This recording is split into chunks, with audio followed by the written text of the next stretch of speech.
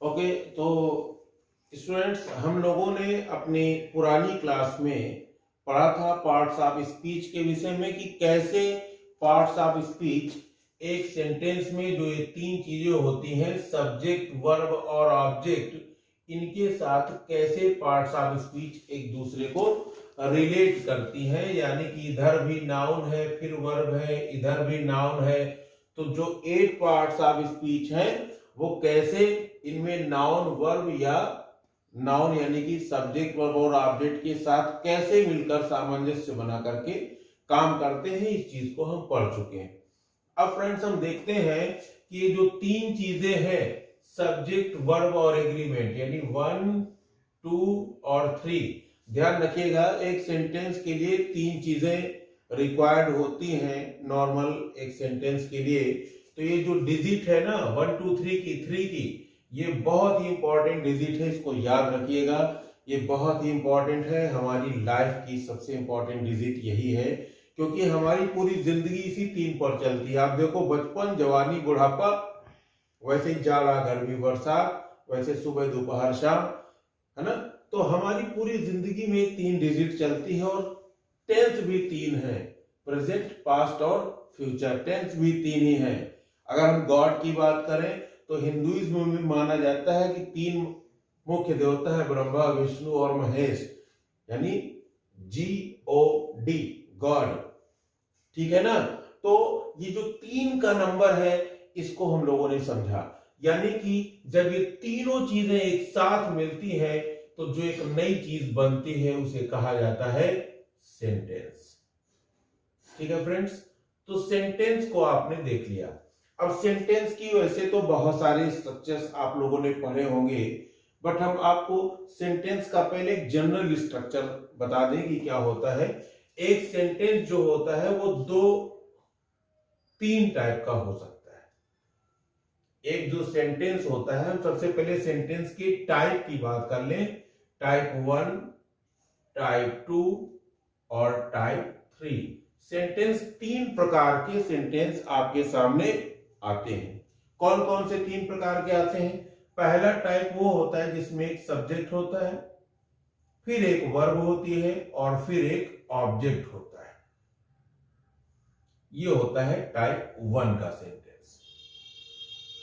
दूसरे टाइप का सेंटेंस होता है जिसमें एक सब्जेक्ट होता है, उसके बाद एक बी वर्ब होती है।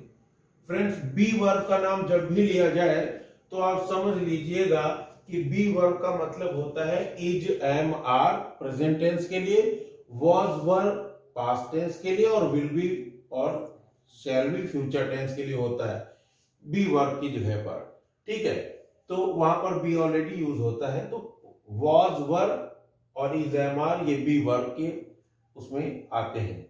तो बी नहीं लिखना है, इज, एम, आर या वॉज वर्ब प्रेजेंट या पास्ट टेंस के लिए लिखना है। और उसके बाद क्या होता है? एडजेक्टिव होता है, और उसके बाद आ जाता है कोई नाउन। तो ये होता है सेंटेंस का स्ट्रक्चर नंबर 2। ठीक है, और जो तीसरे सेंटेंस का स्ट्रक्चर होता है उसमें होता है सब्जेक्ट, और फिर होती है वर्ब, और फिर होता है नाउन। अब जरा ध्यान दीजिएगा, यहां पर हम आपको एक अलग तरीके से पढ़ा रहे हैं। मैंने आपको बताया था कि हमारी हर एक वीडियोस में आपको जो एक कन्वेंशनल एक जो वे है, मेथड है जिससे पढ़ाया जा रहा है, हम उससे थोड़ा अलग लेकर के चलेंगे। चीजें वही होंगी, बात वही है, बस तरीका नया है, ऐसा मैंने आपसे कहा था। और बस सेम वही चीजें हो रही हैं, चीजें वही पढ़ा रहे हैं, बस तरीका नया है, आपको समझना है केवल चीजों को।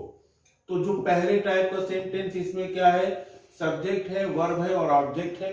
अब अगर ये प्रेजेंट टेंस में है, इंडेफिनिट में है, तो वर्ब की फर्स्ट फॉर्म लग जाती है। अगर ये पास्ट के इंडेफिनिट में है तो यहाँ वर्ब की सेकेंड फॉर्म आ जाती है, फिर ऑब्जेक्ट आता है। अगर ये कॉन्टिन्यूअस में है तो बी वर्ब के साथ, यानी जैसे हम अभी एग्जाम्पल के साथ आपको उसको बताते हैं, आप पहले इन तीन चीजों को नोट कर लीजिए। अब एक एक एग्जाम्पल पहले लिख लेते हैं, तब आपको समझाते हैं। अब जैसे मान लीजिए सेंटेंस दिया गया कि रमन गो, रमन रीड्स अ बुक। अब ये सेंटेंस है, रमन कौन है? सब्जेक्ट है। रीड्स क्या है? वर्ब है। अ बुक क्या है? ऑब्जेक्ट है। अब आप गौर करिए, रमन रीड्स अ बुक, ठीक है। अब ये प्रेजेंट इंडेफिनिट टेंस हो गया। अब अगर टेंस आपने पढ़ रखे, वरना हम आपको टेंस अगली क्लास में पढ़ाएंगे, अभी इसको केवल समझा रहे हैं, तो आप इसको देख लीजिए। और अगर आपको टेंस पढ़ने में दिक्कत है तो इसके बाद वाले टॉपिक में जब हम टेंस डिक्लेयर करेंगे तो इसे पढ़ने के बाद फिर से आप इसको एक बार पढ़ेंगे, देखेंगे और आपको चीजें क्लियर हो जाएंगी। तो Raman reads a book present indefinite हो गया। Raman read a book past indefinite हो गया। Raman is reading a book present continuous हो गया। Raman was reading a book past continuous हो गया, ठीक है। ऐसे Raman has read a book present perfect tense हो गया। Raman had read a book past perfect हो गया। अब यहां पर Raman has been reading a book, कुछ आगे टाइम, तो ये हो जाता है present perfect continuous. Raman had been reading a book तो हो जाता है पास्ट परफेक्ट कॉन्टिन्यूअस। तो इस तरीके से इसे आप टेंसेस में बदल सकते हो। अब फ्यूचर में जाएगा तो Raman will read a book, Raman will be reading a book, Raman will have read a book, Raman will have been reading a book. वैसे ये फ्यूचर टेंस में हो जाएगा। तो यानी कि जो टेंसेस का काम हुआ वो इसमें हो गया, ठीक है। अब आइए टाइप 2 के सेंटेंस में। अब टाइप 2 के सेंटेंस का अगर हम स्ट्रक्चर देखें तो जैसे अगर हम इसी को फिर लिखते हैं, अब Raman is a good reader,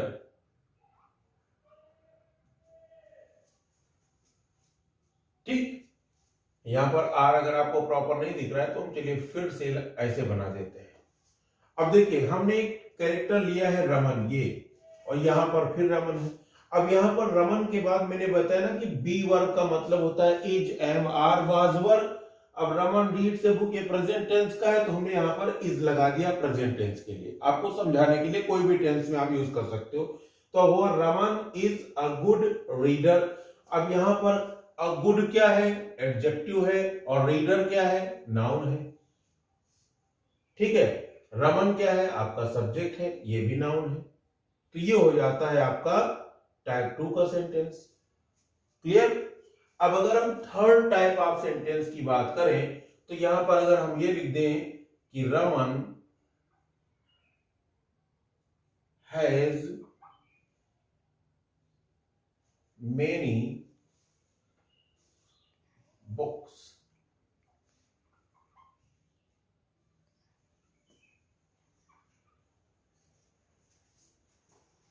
हम इनको अंडरलाइन कर देते हैं जिससे कि आप इन चीजों, सॉरी बॉक्सिंग कर देते हैं जिससे कि आप इन चीजों को प्रॉपरली समझ सकें, टेक ओवर कर सकें।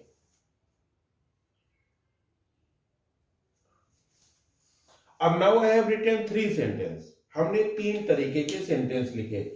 अब फ्रेंड्स, अगर आपको कोई भी सिंपल सेंटेंस दिया गया है, कोई भी, तो या तो वो टाइप 1 का होगा, या तो वो टाइप 2 का होगा, या फिर वो टाइप 3 का होगा, ठीक है। इसके अलावा और किसी टाइप का सेंटेंस नहीं होगा। अब ध्यान रखिएगा, आपने जो टेंस पढ़ा है कि टेंस में होते हैं present indefinite, past indefinite, present continuous, past continuous, future continuous, future indefinite. तो जो कुछ भी टेंसेस के पार्ट्स आपने पढ़े हैं वो केवल टाइप 1 में अप्लाई करेंगे। टेंस पार्ट्स यानी जो इनडेफिनिट है, आपका कॉन्टिन्यूअस है, परफेक्ट है, परफेक्ट कॉन्टिन्यूअस है, ये केवल और केवल अगर यूज होगा तो केवल टाइप 1 के सेंटेंस में यूज होगा, और बाकी किसी भी सेंटेंस में यूज नहीं होगा, ना टाइप 2 वाले में और ना ही टाइप 3 वाले में। क्लियर? और टाइप 1 का जो सेंटेंस है, टाइप 1 केवल यही एक ऐसा टाइप है जिसे आप एक्टिव या पैसिव बना सकते हो। टाइप 1 सेंटेंस को ही हम एक्टिव या पैसिव में चेंज कर सकते हैं, दूसरे किसी टाइप के सेंटेंस को हम नहीं चेंज कर सकते। अब अगर टाइप 2 का सेंटेंस है तो टाइप 2 के सेंटेंस में केवल टेंस होते हैं। अगर इज, एम, आर दिया है तो प्रेजेंट टेंस है, वॉज या वर दिया है तो पास्ट टेंस है, विल बी या शैल बी दिया है तो फ्यूचर टेंस है। इसमें इंडेफिनिट, कंटिन्यूअस, परफेक्ट या परफेक्ट कंटिन्यूअस का कॉन्सेप्ट नहीं होगा, केवल टेंस का कॉन्सेप्ट होगा। सेंटेंस या तो प्रेजेंट टेंस में होगा या पास्ट में होगा या फ्यूचर में होगा।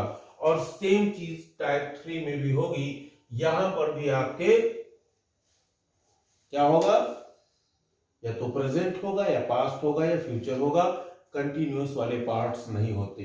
तो दोस्तों टाइप 1 वाले सेंटेंस के कन्वर्जन की बात मैंने कर ली कि आप इसे एक्टिव से पैसिव में चेंज कर सकते हो। टाइप 2 की अगर हम बात करें तो टाइप 2 सेंटेंसेस को हम डिग्री ऑफ कंपैरिजन, हम डिग्री ऑफ कंपैरिजन में चेंज करते हैं। टाइप 2 वाले सेंटेंसेस को डिग्री ऑफ कंपैरिजन में चेंज करते हैं। टाइप 3 वाले सेंटेंसेस से रिलेटेड कुछ एक्सेप्शनल टाइप के क्रिटिकल सिचुएशन से बेस्ड कुछ सेंटेंस होते हैं, हम आपको उन्हें भी समझा देते हैं। और बाकी मेन सेंटेंस इसी टाइप के होते हैं। क्लियर है? टाइप 3 के भी कुछ सेंटेंसेस होते हैं, हम उनको भी डिस्कस करते हैं। अब जो आपके सेंटेंसेस होते हैं, अब वही चीज जो आपने अभी पढ़ी है ट्रेडिशनली कि एक सेंटेंस कैसा होता है, असर्टिव होता है, इंट्रोगेटिव होता है, इंपरेटिव होता है, ऑप्टेटिव होता है और एक्सक्लेमेटरी होता है, यानी 6 टाइप्स के होते हैं। अब अगर हम देखें तो जो हमारा असर्टिव सेंटेंस है उसमें अफर्मेटिव है, निगेटिव है, इंट्रोगेटिव है तो हेल्पिंग वर्ड से है, क्वेश्चन वर्ड से है। तो इस तरीके से हम इन्हें अगर देखें, अगर हम एक ओरल इनको याद करें तो रमन रीड्स अ बुक। अब इसका नेगेटिव बनाएंगे तो Raman does not read a book. Does Raman read a book? Does Raman not read a book? Why does Raman read a book? Why does Raman not read a book? ऐसे पास्ट में जाएंगे तो Raman read a book, Raman did not read a book, did Raman read a book। In the same way हम लोग इसको करेंगे, ठीक है। लेकिन अब यहां पर आइए, तो कॉन्टिन्यूस से बदल दिया मैंने, अब इसको भी वैसे बदल सकते हैं कि Raman is a good reader, Raman is not a good reader, is Raman a good reader, is Raman not a good reader, how is Raman a good reader, how is Raman not a good reader.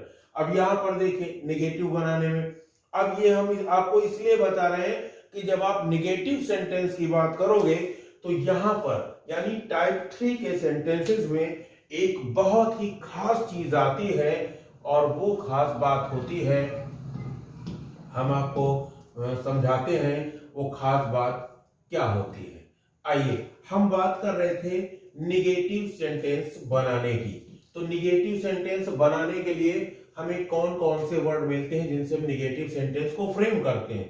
Negative sentence अगर आपको बनाना है, negative sentence अगर आपको negative sentence बनाना है तो कौन कौन से वर्ड आप लेंगे? चलिए बहुत सरल, सबसे पहले नॉट आता है, नॉट ले लेंगे। दूसरे नंबर पर कौन आता है? नो आता है, ले लिया। और कौन सा आता है? नेवर आता है। और कौन सा आता है? निगेटिव सेंटेंस बनाने के लिए हमारे पास 3 वर्ड हैं, नो, नॉट, नेवर। क्लियर? अब ध्यान रखिएगा, ये जो नो है, नो निगेटिव सेंटेंस बनाने में इसका यूज केवल टाइप 3 के सेंटेंस में होता है। नॉट और नेवर इनका यूज टाइप 3 में नहीं होगा, इनका यूज टाइप 1 और टाइप 2 में होता है। ठीक? क्लियर? अगर हम देखें कि मतलब क्या है, तो नो का मतलब होता है नॉट एनी। ये बहुत ही खास बात है जो आपको याद रखना है। जैसे अगर हमने लिखा कि रमन हैज ए कार, ठीक, रमन हैज ए कार। अब अगर हम इसको चेंज करें तो तो हम क्या बोलेंगे, क्या लिखेंगे, Raman has no car. No का मतलब क्या, नॉट एनी। नो का मतलब होता है नॉट एनी।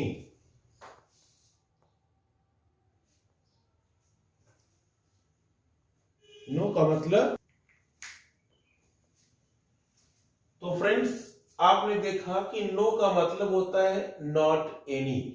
अब कॉम्पिटिशन्स में क्या होता है, कॉम्पिटिटिव एग्जाम्स में जहां पर थोड़ा सा डिफिकल्टी लेवल क्रिएट करते हैं, वो जनरली ऐसी चीजें यूज कर देते हैं और वो हमसे मिस्टेक्स हो जाती हैं। आइए हम यहाँ पर आपको एक टॉपिक बताते हैं क्या होता है।